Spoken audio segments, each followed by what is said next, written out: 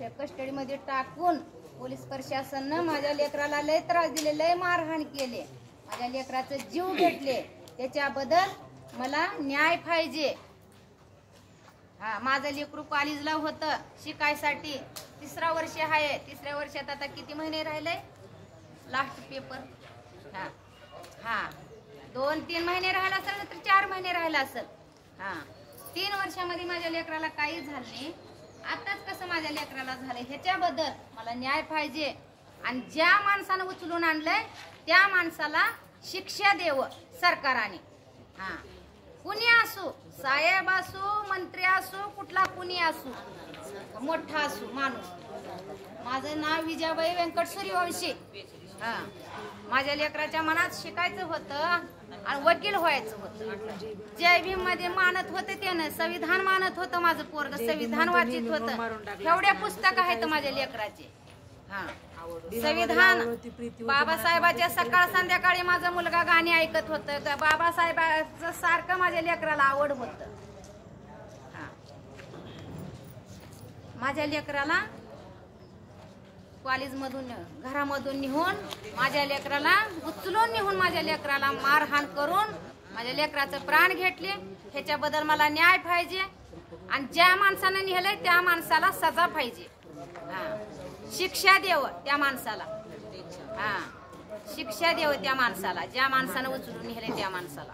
गरीब लोकांचे जीव का जातात, मोठ्याचं जात नाही, मोठे श्रीमंत लोकांच्या मुलांचा जीव जात नाही, पण गरीबाच्याच मुलाचं का जीव जातं?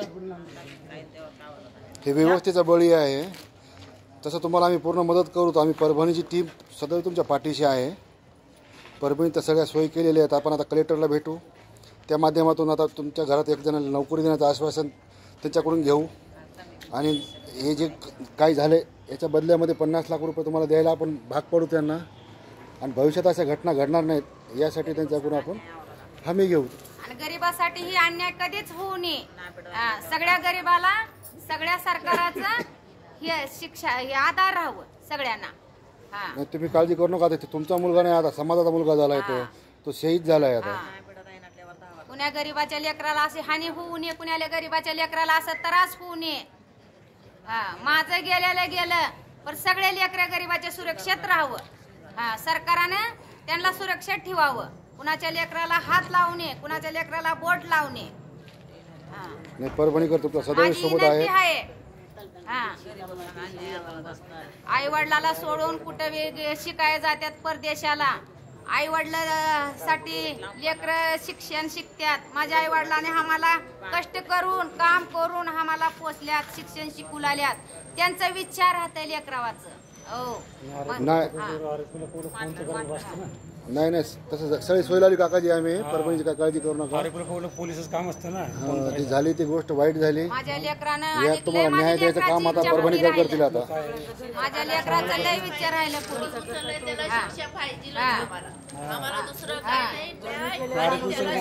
घरच्यांना कॉल करायला पाहिजे ना, आरोपी कुठला आहे, काय कुठला आहे, आरोपी कुठला हाय, काय हाय, त्याला त्याचा शोध लावावा आणि त्याला शिक्षा द्यावं। सगळं आरोपी मेल्यानंतर हे कॉलिंग करते, ते आरोपी गेला।